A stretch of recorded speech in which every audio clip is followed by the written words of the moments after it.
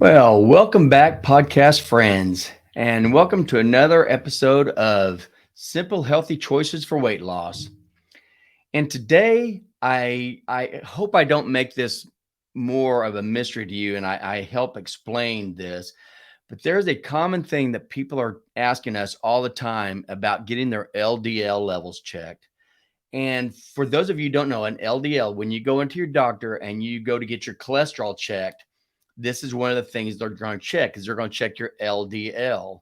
And LDL stands for low density lipoprotein. And so that's going to talk to you today about LDL and treating LDLs. And first, along with this, we'll talk just a little bit about cholesterol because these are kind of lumped in together. And I've said this in past podcasts, but cholesterol is actually called the object of mass distraction because ever since our dietary guidelines came out back in 1977, they have been on this big push to try to tell everybody that cholesterol is bad and LDLs are bad, and this is not true. And so I want to make sure that you guys understand what's being said and why. And I talked a lot about this in episode 25 when I talked about the history of processed food. But basically, I want you to know three different things when it comes to treating cholesterol and LDLs. One, using LDL as a direct treatment. So if you go into your doctor and all your blood levels look really good, but your LDL level is high, and you're going to find this if you start eating this healthy way, like we've been talking about, where you eat very, very low carb, if any carbs at all, your markers will be very, very good, but your LDL level will still be high. And this is throwing some people off because they think that's bad, and that is not bad. And that's what I want to explain to you. Because right now, as far as using the LDL as a direct treatment target, meaning that everything else is good and the only thing you have is a high LDL, that has actually been removed. That treatment guideline was removed from the 2013 drug treatment guidelines that were produced by the American Heart Association and the American College of Cardiology. Okay, so that drug treatment was actually removed back in 2013. Then in May of 2015, the new dietary guidelines came out for Americans.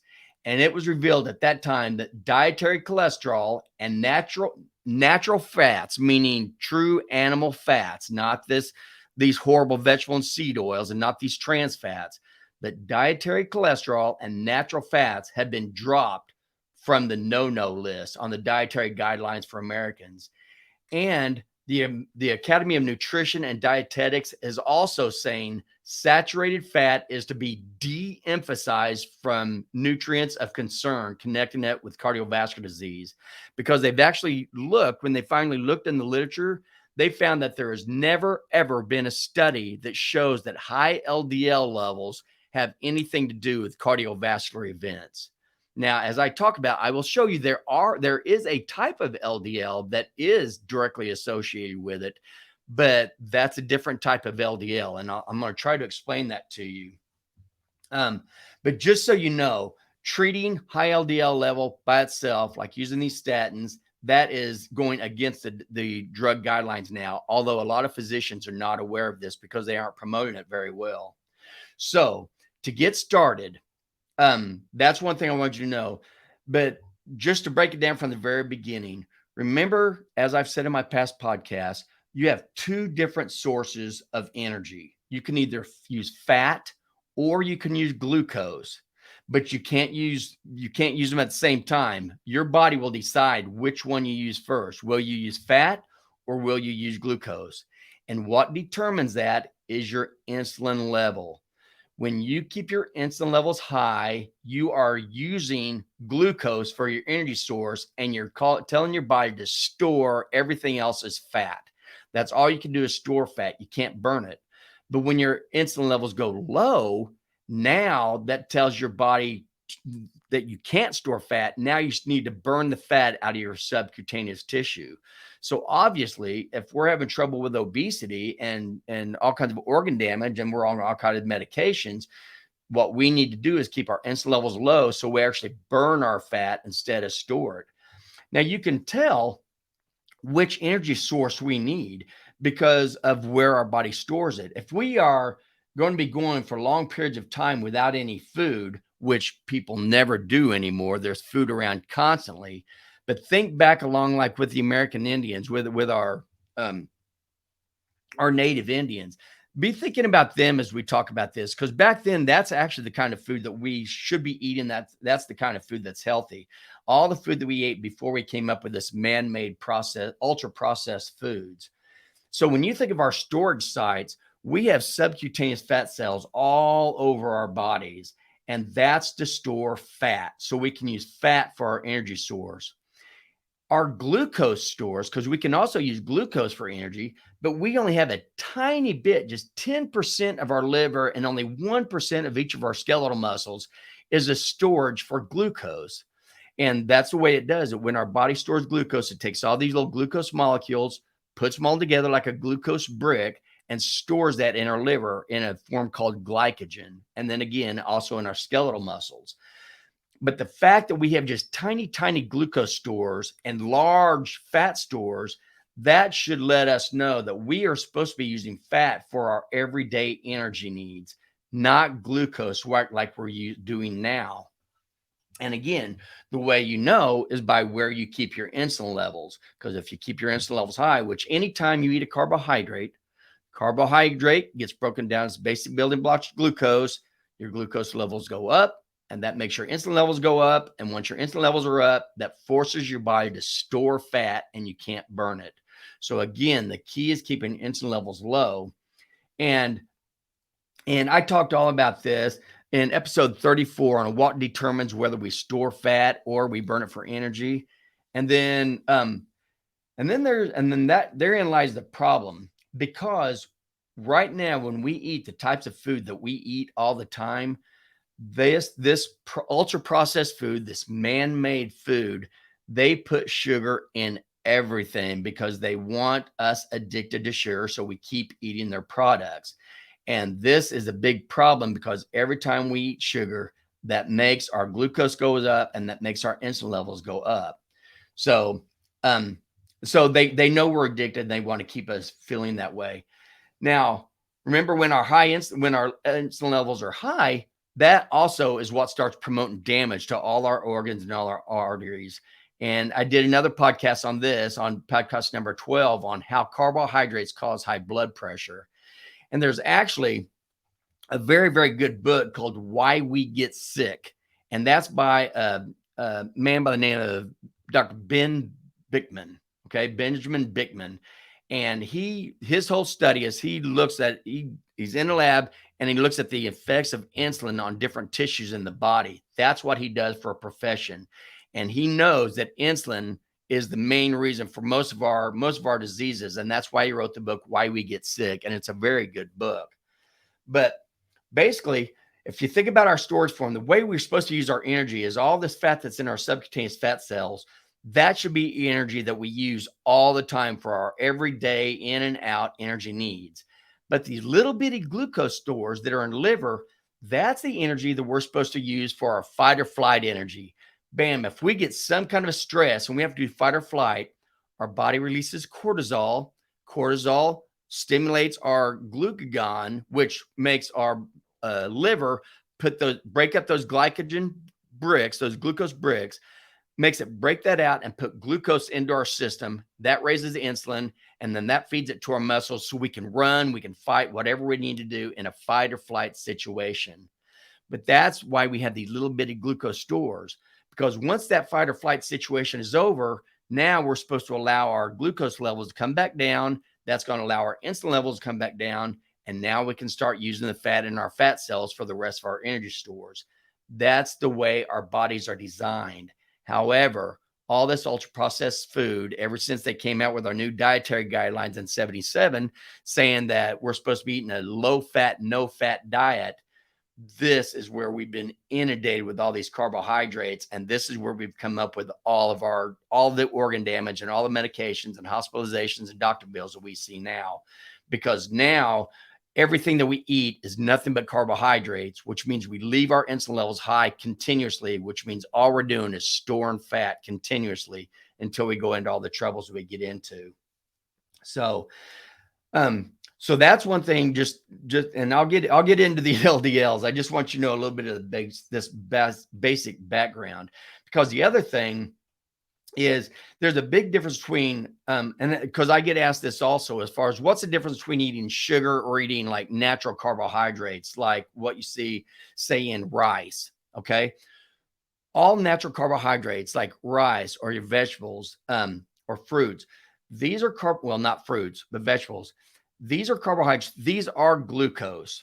And so every time you eat a carbohydrate, you are eating glucose. You are making your glucose levels go up. The difference between that and eating things with all this sugar and high fructose corn syrup and the ultra processed foods, that man-made foods, is fructose itself is extremely poison. Our body, every single cell in our body can metabolize glucose, but only our liver can metabolize fructose. And I talked all about this in episode number 6 on what is fructose and why is it poison. But this is important to know because, and this is getting into the LDLs, but anytime you eat excessive food like this, you only have so many glucose stores. So every time you eat all this glucose and all this sugar, you have excess of glucose. Your body's going to use it for whatever energy you need at the time. And then it's going to replenish its glycogen stores. Remember, 10% in your liver and 1% in each of your skeletal muscles. And after that, all glucose goes to the liver and gets turned straight into fat.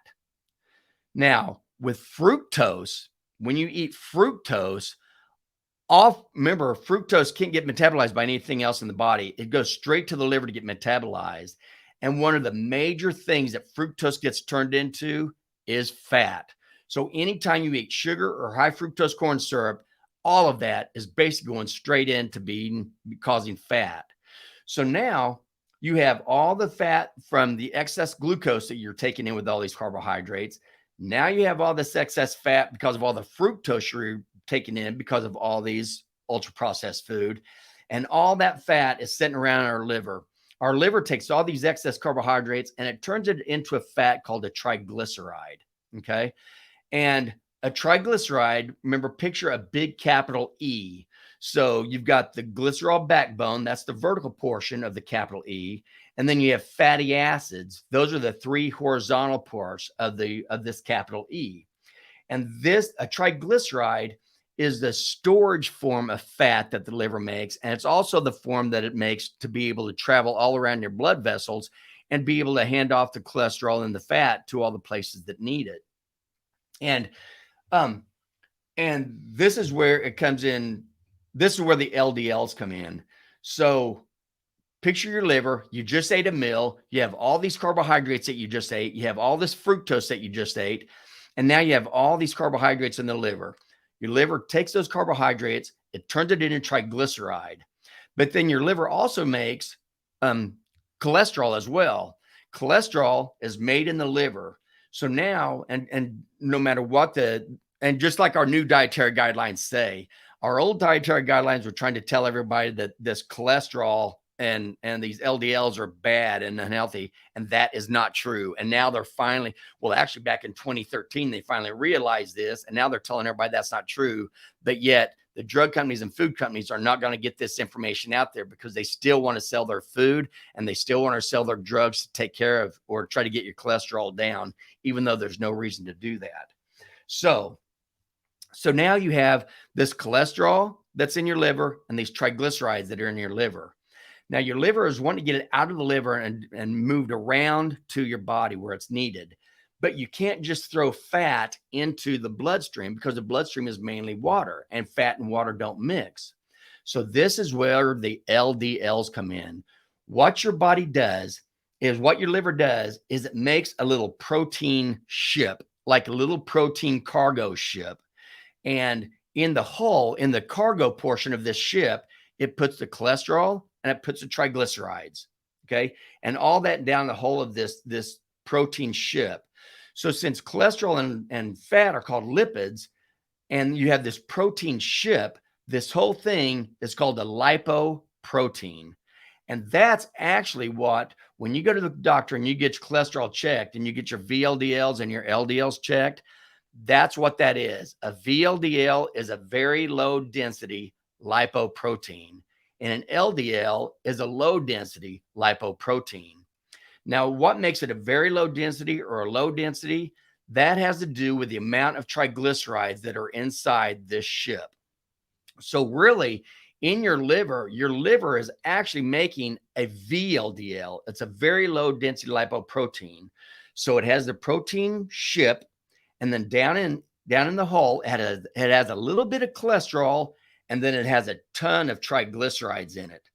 So your body puts this out into the bloodstream, and then your bloodstream goes around and starts giving off all these triglycerides and cholesterol to every place that it's needed, which is a lot of places because every single cell in our body is aligned with a fat layer, a fatty membrane. So we need this fat. We need fat for all of our cells to be made. And we're making cells constantly all the time. We're always making new cells. Then it also, we need this cholesterol. Also, cholesterol is extremely important. It's vital to life. It is not the villain that the drug companies and the food companies are trying to make you think. We use cholesterol all over our bodies, and our brain uses like 40% of the cholesterol that our body makes, and all our cells make cholesterol. But cholesterol is also used in hormones like testosterone and estrogen and vitamin D and cortisol. So we have to have cholesterol to have these vital hormones. So anyway, so now we have these VLDLs, these very low density lipoproteins, and they're very low density because they have a lot of triglycerides and cholesterol in their hull. Now, as these VLDLs and LDLs, or the VLDLs go around in your blood and they start giving up all these triglycerides, this ship starts to shrink in size. So it gives up the triglycerides, gives up some of the cholesterol, and now it's smaller. So now, instead of being called a very low density lipoprotein, it's called a low density lipoprotein. And actually, there's a step in between these where as you start losing your triglycerides, you go to an intermediate density lipoprotein, an IDL. And then you give up more triglycerides, and now it becomes a low density lipoprotein. Okay. And this is all perfectly normal. This is what our bodies do.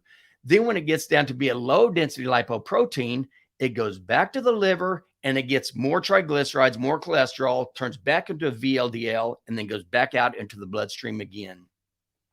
That is perfectly normal. Now, the problem comes in when we inundate ourselves with carbohydrates every 2 to 3 hours, every single day. We're eating all these ultra processed carbs, all this glucose, and all this fructose that's getting turned into glucose. And now we have massive amounts of glucose that we never used to have this much before, ever, until we started eating all this ultra processed food. So now when you have all these triglycerides forming in your liver, now what you have to do is there's so many triglycerides in each of these ships that there's not very much room for the cholesterol. So your body has to actually produce more VLDLs just to be able to get the right amount of cholesterol around to all your bodies. And all these LDLs have massive amounts of triglycerides in them because of what we eat. So now when you have these massive LDLs floating around in your body, as your body starts giving away all the triglycerides, and what it usually got down to is just a little bit of cholesterol and a little bit of triglycerides as the LDL to go back to your liver. But now, since there wasn't very much cholesterol in there in the first place, because we had so many triglycerides that we're trying to get rid of, that as this ship starts shrinking from a VLDL to an IDL to an LDL, now it shrinks even further. It shrinks down to a small, dense LDL. And this is where all the problem comes in. Because when you have these small, dense LDLs that are floating around your body, these small, dense LDLs are very highly inflammable. So they can become inflamed or oxidized very, very easily. And these LDLs, these small, dense LDLs, they don't like to go back to the liver. So they stay in your bloodstream for long periods of time. And the longer they stay out there, the more inflammation that they are being exposed to. The more inflammation they'll be exposed to, the more they become damaged and or oxidized. And the reason they're exposed to all this inflammation is because of all the inflammation that we are putting in our bodies with all this ultra processed food because of the vegetable and the seed oils, because these are extremely inflammatory to our bodies. And so you have the fructose that gets turned into inflammatory mediators. And then you have all these vegetable seed oils that get turned into inflammatory mediators. So we have massive inflammation. Now we have all these small, dense LDLs that are floating around in our bloodstream, and those are being oxidized by all this inflammation. And when that happens, oh, and besides that, you're also keeping your insulin levels high. And high insulin levels all by themselves cause all kind of damage to your blood vessels. And again, this is all in that book, Why We Get Sick. But high insulin levels cause damage to all your blood vessels. And so now we have high insulin levels causing damage to our blood vessels. We have small, dense LDLs that are made because of our massive onslaught of carbohydrates that we take in that have to get turned into triglycerides. All these things together come together. So now these small, dense LDLs can now penetrate through this damaged, inflamed arterial wall. And that's when you start setting up all this other organ damage, because now you tear up your arterial wall. And this is what causes the foam cells to start. This causes turbulence in your blood, causes blood clots, causes damage, leading to plaques all over your arteries. And again, I talked about all this in episode number 8 on how excessive carbohydrate intake causes organ failure. And it's all for these exact same reasons.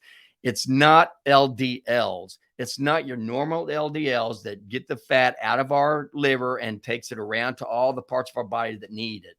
It's the small, dense LDLs that are causing all the damage. And this is because of all the carbohydrate that we take in, causing way more glucose to be in our system than our body can ever handle, which turns that into triglycerides in the liver. Now we have way more triglycerides than our body can handle. So we have to put out a lot more of these VLDLs that get turned into LDLs, and then those get turned into these small, dense LDLs. Those get inflamed, and those cause blood vessel damage, along with the insulin. And now that is the beginning of all the organ failure and all the organ damage that we see in nowadays. And we are seeing this in everybody now. So that's what an LDL is. It's a low density lipoprotein. And again, you go from a very low density lipoprotein to an intermediate density lipoprotein to a low density lipoprotein. And if you have this massive glucose intake that we have, now you're also going to turn those into the small, dense LDLs. And that's the problem. So the key to all this is, how do you know when you go to the doctor? Because when you go to the doctor to get your LDLs checked, all they check is your VLDLs and your LDLs. They do not check your small, dense LDLs. And also realize they call this cholesterol. They say your LDL cholesterol and VLDL, and it's not cholesterol. It is a lipoprotein. They should be saying these good or bad lipoproteins, but a lipoprotein, again, that's the protein shell, and in the whole, you have the cholesterol and the triglyceride. It's all three of them together. So the way to know whether you have these small, dense LDLs versus your regular LDLs is you take a ratio. Do not look at your LDL level that you get from the doctor's office. It gives you no information whatsoever. But what you do want to look at is look at your total cholesterol number and divide that by your HDLs, and which your HDLs are considered good cholesterol. And just real quick, the reason HDLs are considered good cholesterol is that it's still an LDL. It's still the same. It's still a lipoprotein. But now remember, as it went down from VLDL to IDL to LDL to small dense LDL, your HDLs are very high density lipoproteins, meaning they don't have very much triglycerides in them at all. But the HDLs are actually formed in the gut. And these are good because with it being a high density, that means it doesn't have very many triglycerides. This is actually the lipoprotein that circulates around in your blood. And that actually helps move triglycerides from your VLDLs to your IDLs to your LDLs. So it keeps all those in a good check. So that's why your HDLs are so good. They can go along. And if you do have excess cholesterol and triglycerides on your arterial walls, your HDLs can pick those off there and carry them back to the liver. So it's kind of like a roto-rooter. So that's another reason why your HDLs are so good. So you really want to have high HDLs and low total cholesterol and triglycerides. And so what you want to do is look at your levels, your cholesterol levels that you get back from the doctor. Look at your total cholesterol and divide that by your HDL, your good cholesterol, and that number should be less than 5. And really, you'd like to have that less than 3 or 3.5 if you can. The other thing you can do is look at your triglyceride level and divide that by your HDLs. So all these are going to be divided by your HDLs. So your triglycerides divided by your HDLs, that number should be less than 2. And really, you'd like to have that more like 1-to-1 or even less. Meaning, so if you have, say you have a triglyceride to an HDL level of 2, that means that your triglyceride level is exactly twice what your HDL level is. And you'd really like to bring that down. And then your last one is your LDL divided by your HDL. And just like with your total cholesterol, you'd really like to have that number less than 3.5. So if in order to get these ratios, again, so don't look at your LDL, don't worry about your LDL. It does not matter. And it's been shown that LDL, and this has been known for a long time, your LDL by itself is not worrisome unless your level is over like 300 to 400. Then that's something totally different. But most people, their LDLs aren't that high. So as you can see, the key is either decrease your triglyceride level or increase your HDLs. And again, the way you decrease your triglyceride levels is quit eating all these carbohydrates, which means quit eating all this glucose, because that's what carbohydrates are. Because when you do, you get massive amount of glucose, and all this glucose, you can't come anywhere close to burning all that. And you're definitely not going to store it all because you only have tiny glucose stores. So all those extra carbohydrates you're eating are getting turned into triglycerides. And this is what's going to raise all these levels.